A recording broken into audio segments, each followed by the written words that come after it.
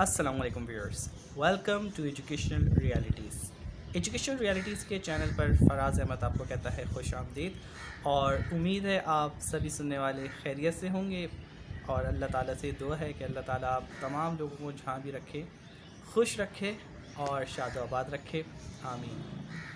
تو اب سوال ہوتا ہے کہ آج کی ویڈیو میں کیا ہونے والا ہے۔ آج کی ویڈیو میں ہم کچھ کوٹیشنز پہ تبصرہ کرنے والے ہیں۔ کچھ کوٹیشنز ہیں جو فیس بک پہ بہت زیادہ وائرل تھیں، تو سوچا کہ ان کوٹیشنز کو اس ویڈیو کا حصہ بنایا جائے اور آپ لوگوں کو بھی اس سے آگاہ کیا جائے۔ تو اسٹارٹ کرتے ہیں آج کی ویڈیو۔ پہلی کوٹیشن یہ ہے جو فرمایا ہے ڈاکٹر محمد یونس بٹ نے۔ ڈاکٹر محمد یونس بٹ صاحب کہتے ہیں کہ جوانی میں تہمتیں یوں لگتی ہیں جیسے بڑھاپے میں کھانسی۔ جوانی میں لگنے والی تہمتیں ہمارے معاشرے کا اہم جز ہیں۔ ایکچولی ہوتا کیا ہے، جب ہمارے والدین دوسرے بچوں پہ انگلیاں اٹھاتے ہیں، تنقید کرتے ہیں، تو ان کو ریٹرن میں پھر یہ سب بھگتنا پڑتا ہے کہ ان کی اولاد پہ بھی تنقید کی جاتی ہے۔ اور یہ ایشین معاشرے کا ہی حصہ رہا ہے کہ اس معاشرے میں یا بات کر لی جائے پاک و ہند میں ایسا ہوتا ہے کہ نوجوانوں پہ اور جوانی میں جو ہے بہت زیادہ تہمتیں لگائی جاتی ہیں۔ اس کی وجہ کیا ہوتی ہے؟ موسٹلی اس کی وجہ حسد، جلن اور وہ بدلہ ہوتی ہے جو پہلے آپ کے والدین نے کسی اور کے بچوں کے ساتھ کیا ہوتا ہے، اور پھر بعد میں ان کو وہ بھگتنا پڑتا ہے۔ تو میں ایگری کرتا ہوں ان کی اس بات سے کہ بڑھاپے میں جو کھانسی لگتی ہے اور جو جوانی میں تہمتیں لگتی ہیں وہ ایک جیسی ہوتی ہیں، اور کیا جائے کہ ہمارے معاشرے کا یہ اہم جز بن چکا ہے، اور اس میں ہر کوئی پارٹیسپیٹ کرتا ہے اور اس کو اپنا فخر محسوس کرتا ہے کہ جب تک وہ کسی کے عیبوں پہ اپنی نظر نہیں رکھ لیں گے اس وقت تک تو وہ معاشرے کا حصہ کہلا ہی نہیں سکتے۔ تو اس لیے وہ کیا کرتے ہیں کہ معاشرے کے حصہ ہوتے ہوئے معاشرے کے وہ حصے اپنے آپ کو ثابت کرنے کے لیے اس طرح کی تنقید کو اور اس طرح کی انگلیاں اٹھانے کو اپنا اہم جز سمجھتے ہیں۔ خاص طور پہ وہ جو لوگ ہیں جو بڑے ہیں، ہمارے پھپھیاں ہو گئیں، خالہ ہو گئیں، ماموں ہو گئے، تایا ہو گئی، چچی ہو گئیں، ایکچولی ہم نے ان لوگوں کو اتنا زیادہ الاؤ کیا ہوتا ہے اپنی زندگی میں مداخلت کرنے کے لیے کہ ہر کسی چیز کا فیصلہ یہ کر رہے ہوتے ہیں۔ اور پھر زیادہ دور نہ جائیں تو قریب میں ہی پڑوسی، وہ کسی سے کم ہے کیا؟ اور جیسے کہ میں پہلی ویڈیو میں بتا چکا ہوں کہ پڑوس میں کوئی نہ کوئی تو ایک ایسی خاتون ضرور ہوتی ہیں جو ہر کسی کے اوپر نظر رکھ رہی ہوتی ہیں اور ہر کسی کی حرکتوں کو نوٹ کر رہی ہوتی ہیں۔ تو یہ آپ کو ہر گلی، ہر محلے میں اور ہر خاندان میں کوئی نہ کوئی ایک پرفتن خاتون ضرور مل جاتی ہیں جو اس قسم کی حرکتیں کر رہی ہوتی ہیں۔ بڑھتے ہیں اگلی کہاوت کی طرف۔ محبت کی تکون میں ایک کونا ہمیشہ سزاوار ٹھہرتا ہے، یہ کہتے ہیں ہاشم ندیم صاحب۔ محبت کی تکون، محبت کا ٹرائنگل، لو ٹرائنگل کا بھی آپ نے سنا ہے؟ میں آپ کو ایکسپلین کرتا ہوں لو ٹرائنگل کیا ہوتا ہے۔ ایک لڑکا ہوتا ہے، اس سے محبت کرنے والی دو لڑکیاں ہوتی ہیں، یا پھر ایک لڑکی ہوتی ہے، اس سے محبت کرنے والے دو لڑکے ہوتے ہیں، یا پھر کیا ہوتا ہے کہ دو محبت کرنے والے ہوتے ہیں اور ان کے بیچ میں کوئی آ جاتا ہے جو کہ نہیں چاہتا وہ ایک ہو پائیں۔ تو دس از کالڈ لو ٹرائنگل۔ اور یہ لو ٹرائنگل کیوں بنتا ہے؟ یہ دو لوگوں کی کیا کہنا چاہیے مس انڈرسٹینڈنگ سے کریٹ ہوتا ہے کہ ان کے درمیان کوئی تیسرا جگہ بنا لیتا ہے، اور جب کوئی تیسرا جگہ بنا لیتا ہے تو پھر وہ کیا کرتا ہے، وہ آگ لگانا شروع کرتا ہے ان دو لوگوں کے درمیان۔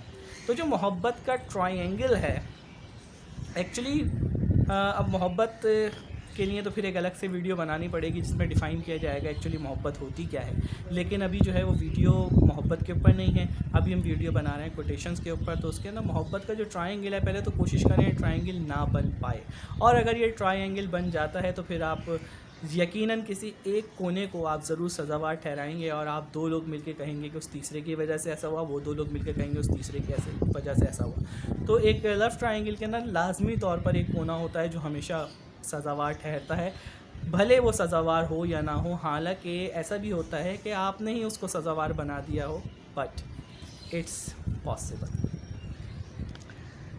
آج کل کے لڑکوں کا دل تھالی کا بینگن ہوتا ہے، جدھر جھکا دو ادھر لڑک جائے گا۔ عصمت چغتائی صاحبہ کہتی ہیں کہ آج کل کے لڑکوں کا دل بینگن کی طرح ہوتا ہے، جہاں پہ بھی آپ لڑکانا چاہیں لڑکیاں وہ لڑکا سکتی ہیں۔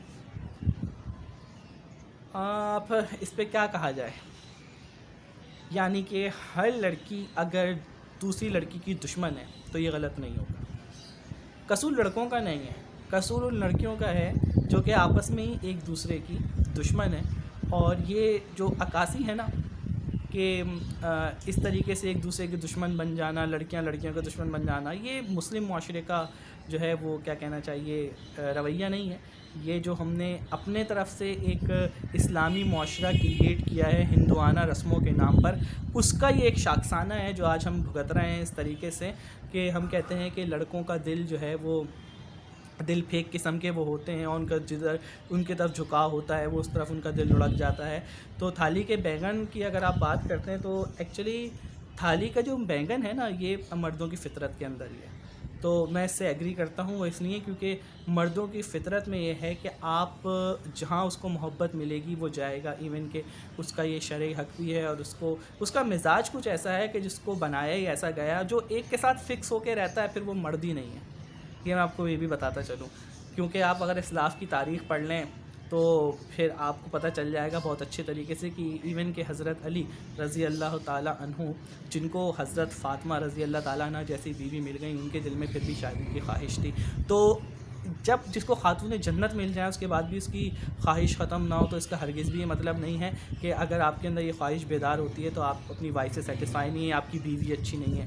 یہ ایک فطری عمل ہے، جن لوگوں میں یہ فطری عمل موجود نہیں ہے، so definitely they need to check about themselves, اور ان کو اپنے آپ کو چیک کرنا چاہیے کہ آیا وہ مرد ہیں یا نہیں ہیں۔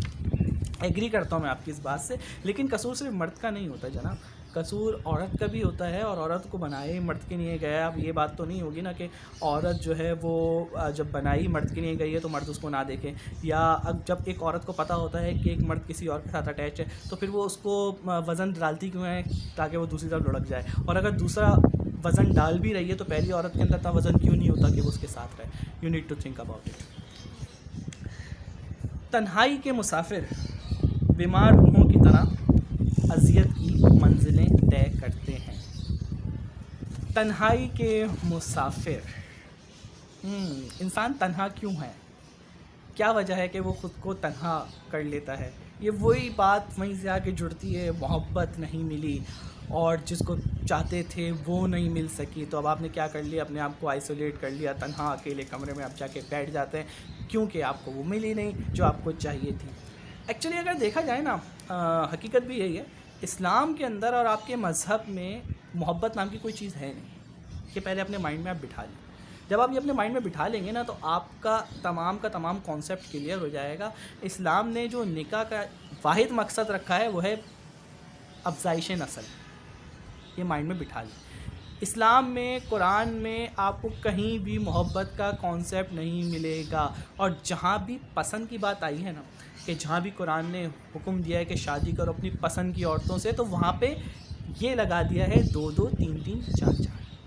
آئی بات سمجھ میں؟ تو وہ لوگ جو کہتے ہیں کہ محبت صرف ایک بار ہوتی ہے، ایک سے کرنی چاہیے، ان کو چاہیے تھا کہ وہ شاہ رخ خان کی فلمیں نہ دیکھتے، اور تو جن لوگوں نے شاہ رخ خان کی فلموں سے محبت کرنا سیکھی ہے، محبتیں کچھ ہوتا ہے، دل والے دلہنیا لے جائیں گے، وہ لوگ ایسی باتیں کرتے ہیں کہ محبت ایک بار ہوتی ہے، ایک سے ہی ہوتی ہے، سچے دل سے ہوتی ہے۔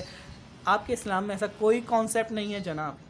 آپ کا اسلام بہت واضح طور پہ کہتا ہے کہ پسند کی شادی کرنی ہے، شادی پسند کی ہوتی ہے، لو میرج کا بھی کوئی کانسیپٹ نہیں ہے۔ میں اس کو کلیئر کروں گا اپنی اپ کمنگ ویڈیوز کے اندر کہ دیر از نو کانسیپٹ آف لو میرج ان اسلام۔ اسلام میں لو میرج ہوتی ہی نہیں ہے، ہو ہی نہیں سکتی، آئی ول پروف اٹ۔ پسند کی شادی ہوتی ہے، لائک میرج ہوتی ہے، لو میرج نہیں ہوتی، کیونکہ جہاں پہ لو ہوتا ہے وہاں میرج نہیں ہوتی ہے، جہاں میرج ہوتی ہے وہاں لو ختم ہو جاتا ہے۔ آئی ول پروف اٹ۔ سو حقیقت ہے جو اس کے اندر بتائی گئی ہے کہ جو تنہائی کے مسافر ہوتے ہیں، جو جان بوجھ کے اپنے آپ کو تنہا کر رہے ہوتے ہیں، ایک بس نکل جانے کے غم میں کھڑے ہیں، اٹس سیم لائک دیٹ۔ آپ ایک جگہ کھڑے ہوئے اور آپ کو ایک منزل کی طرف جانا ہے، اور آپ ایک بس مس ہو گئی ہے، تو بجائے اس کے کہ آپ سیکنڈ بس کے لیے ویٹ کریں یا سیکنڈ بس کی آپ کوئی پلاننگ وغیرہ کریں، آپ بیٹھ کے اسی ایک بس کو روتے رہتے ہیں، ہائے وہ بس چلی گئی، ہائے وہ بس چلی گئی، ہائے وہ بس چلی گئی، تو آپ کا کیا ہوگا؟ آپ پیدل سفر کرنا کیوں شروع کر دیتے ہیں؟ ویٹ فار دا نیکسٹ بس کا انتظار کریں، اگلی بس میں بیٹھے اپنا سفر جاری رکھیں. زندگی کا سفر چلتا رہے گا، چاہے آپ خود کو آئسولیٹ کریں چاہے آپ خود کو آئسولیٹ نہ کریں. تو یار آئسولیٹ کر کے کیوں سفر کر رہے ہو؟ سفر تو چلتا رہے گا. بس کو کوئی فرق نہیں پڑتا، وہ اگلے پیسنجر کو بٹھا کے گئی، آپ کھڑے ہوئے ہو روڈ پہ. تو قصور کس کا ہے؟ آپ کا ہے. آپ نے بس کو مس کیا ہے، بس نے آپ کو مس نہیں کیا. اگر آپ کو لگتا ہے کہ وہ بھی آپ کو مس کر کے پچھتا رہی ہے تو اٹس رانگ. وہ نکل گئی ہے اپنی منزل کی طرف اور آپ کھڑے ہوئے ہو اور آہستہ آہستہ سسکتے چل رہے ہو. اور آپ کو لگ رہا ہے کیمرہ آپ کو فوکس کر رہا ہے اور لوگ آپ کو دیکھ رہے ہیں. نہیں، لوگ آپ کو تب دیکھتے ہیں جب آپ کے اوپر کوئی جوانی کی تہمت لگانی ہوتی ہے. ورنہ آپ جتنے بھی پریشان ہوں، آپ جتنے بھی مفلسی میں جی رہے ہوں، کوئی آپ کو نہیں دیکھے گا، نہ خاندان والا نہ محلے والا، کوئی آپ کو نہیں نظر آئے گا. لیکن آپ کبھی کسی کے ساتھ جب خوش ہوں گے یا آپ کہیں کسی اور کے ساتھ جا رہے ہوں گے، پورا محلہ آپ کو دیکھے گا، رشتہ دار آپ کو دیکھیں گے. اور ممکن ہوتا ہے تو اگلے دن یہ بھی ہو سکتا ہے کہیں اخبار میں خبر نہ چھپ جائے، ایسا بھی ڈاؤٹ ہوتا ہے کبھی تو سب آپ کو دیکھ لیتے ہیں. تو کائنڈلی تنہائی کا سفر اختیار نہ کریں، آگے بڑھیں. لائف میں بہت کچھ ہے. جو لوگ ایک دوسرے کی مسجد میں جانا پسند نہیں کرتے وہ جنت میں ایک ساتھ کیسے رہیں گے؟ انور مقصود صاحب کہتے ہیں کہ وہ لوگ جو ایک دوسرے کی مساجد میں جانا پسند نہیں کرتے وہ جنت میں ایک ساتھ کیسے رہیں گے؟ دیکھیں، جنت کا جو طول و عرض ہے وہ آپ کی زمین سے بہت بڑا ہے، ٹھیک ہے. سیکنڈلی کہ جنت جو ہے اس کے 7 درجے، جس طرح ہمارے مساجد ڈفرینٹ ہیں تو وہاں پہ بھی ہم حصے بنا لیں گے، آپ فکر نہ کریں. اور خواتین تو ہوتی ہیں ساتھ.